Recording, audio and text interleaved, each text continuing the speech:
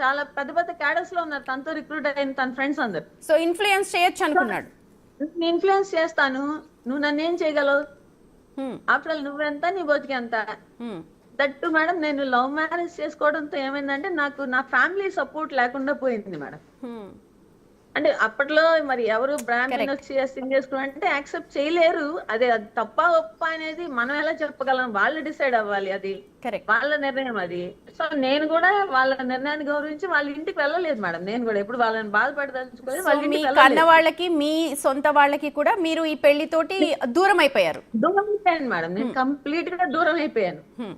అయితే ఈ situations arise for the past 3-4 years గా ఇది హెవీ అయిపోయింది మేడం. కోవిడ్ టైంలో నాకు ఇంకా బలంగా తెలిసింది. హ్మ్. మేము కోవిడ్ వచ్చి ఒక పక్కన అందరం ఎవరు ఉంటాం ఎవరు పోతామని ఏడుస్తూ కింద ఉంటే నేను పిల్లలు, తను పైకి వెళ్ళి వీడియో కాల్స్ మాట్లాడుకునేవాడు మేడం అమ్మాయిలతో. హ్మ్.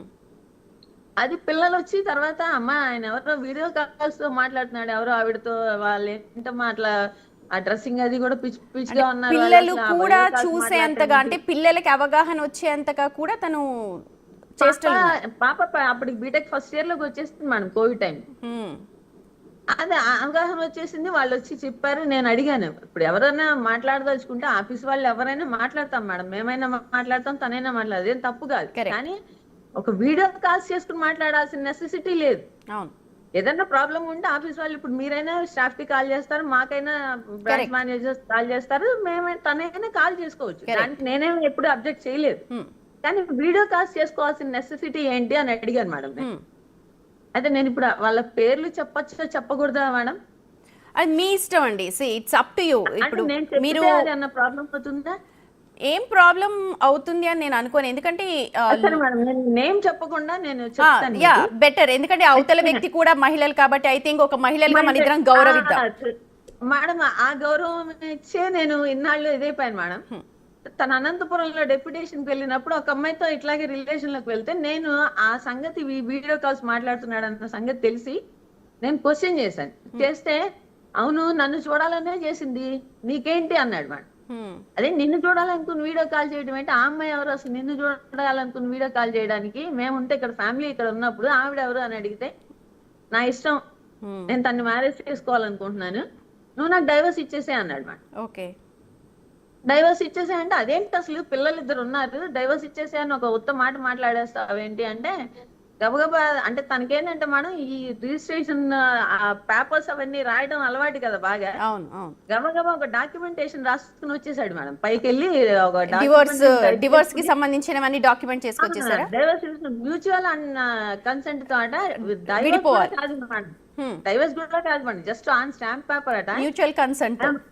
I'm allowing you to remarry అని చెప్పి ఇచ్చేసేస్తే నాకు ఒక 25,000 మెయింటెనెన్స్ ఇస్తాడట మంత్లీ. ఎవ్రీ వీకెండ్ పిల్లల్ని చూడటానికి నన్ను చూడటానికి మామూలు యాజ్ యూజువల్ తను ఎట్లా అయితే జాబ్కి వెళ్ళి వీకెండ్ వస్తాడా అలాగే వస్తాడట. బయటకి ఎవరికి చెప్పకూడదట నేను ఆ మాటని. ఆ స్టాంప్ పేపర్ మీద ఉంటుందట, తను మాత్రం వేరే ఆమె పెళ్లి చేసుకుని వారం అంతా అక్కడ ఉంటాడట, వీకెండ్ మా దగ్గరికి వస్తాడట.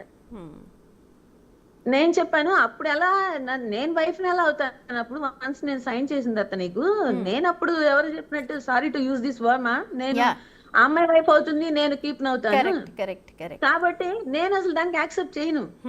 నువ్వు ఇప్పుడు if you want to go away just divorce అంతే, అంతే తప్ప వేరే లేదు అంటే, మా పాప వచ్చి అప్పుడు అసలు డైవర్స్ అంటే ఏంటి మీరు ఎట్లా తీసుకుంటారని అడిగితే, ఇది నాన్న ఇంకా వంశపరాలు ఆయనకి మనకి సంబంధం ఉండదంటే, ఆయన తీసుకొచ్చిన పేపర్స్ చించి పక్కన మారేసి మా అమ్మ ఇవ్వదు, నువ్వేం చేసుకుంటావు చేసుకో అంది మేడం పాప.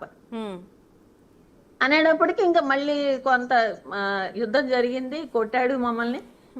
మళ్ళీ లేదు లేదులే నేను అలాంటి పని ఏం చేయను, నేను పిల్లలు మనం సేఫ్ గా ఉందాం బాగుందాం అది ఇది అన్నాడు మేడం. కానీ ఆవిడతో రిపీటెడ్ గా మాట్లాడుతూనే ఉన్నాడు.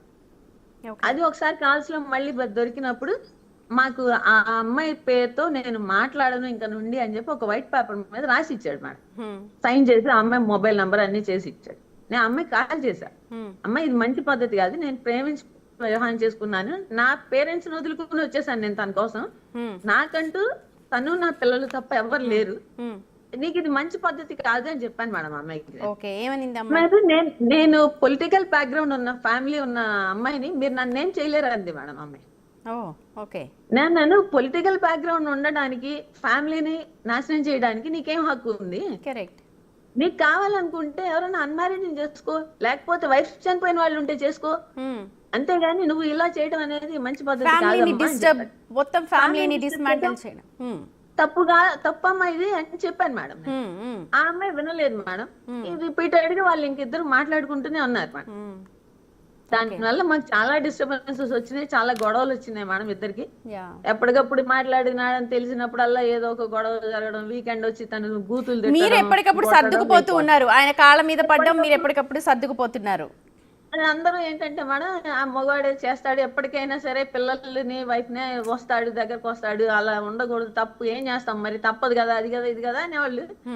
ఈవెన్ నాకేంటంటే నా ఫ్యామిలీ కూడా బ్యాక్ లేకపోయేటప్పటికి నాకు అనిపించింది there is nobody else to take care or to shed your shoulder. అన్న ఉద్దేశంతో నేను కూడా అట్లాగే కొంచెం ఉండిపోయాను మేడం. ఏడుస్తాను, పోట్లాడతాను, మరి ఏం పోట్లాడకుండా ఏ వైఫ్ ఉండగలదు మేడం? అవును. అది అయిపోయింది. తను అక్కడి నుంచి కర్నూలు నుంచి ట్రాన్స్ఫర్ అయ్యి వచ్చేసి నెల్లూరుకి వచ్చాడు మేడం. అందుకే నేను అసలు కర్నూలుకి వెళ్ళను, నేను మాట్లాడను, కర్నూలు అమ్మాయితో మాట్లాడను, అనంతపురం అమ్మాయితో ఏం చేయను, అది ఇది అన్నాడు. ఓకే. నెల్లూరు వచ్చేసిన తర్వాత అప్పుడు ఏదో చిన్న చిన్న డిస్టర్బెన్సెస్ ఉంటూ ఉండేవి మేడం. ఇంటికి వచ్చి వెళ్తూ ఉండేవాడు ఎవ్రీ వీకెండ్. నెల్లూరుకి వచ్చిన తర్వాత నెల్లూరులో ఇంకొక చిన్న అమ్మాయితో రిలేషన్ స్టార్ట్ చేశాడు మేడం. ఓకే. అది అసలు మాకు తెలియలేదు. మాకు తెలియకపోతే తను ఏంటంటే ల్యాప్టాప్ పెట్టుకుని ఫొటోస్ చూసుకుంటూ ఉంటాడు మేడం. ఇంటికి వచ్చి కూడా ఆ వీకెండ్స్ లో కూడా వచ్చి ల్యాప్టాప్ పెట్టుకుని ఫొటోస్ చూసుకుంటూ ఉంటాడు.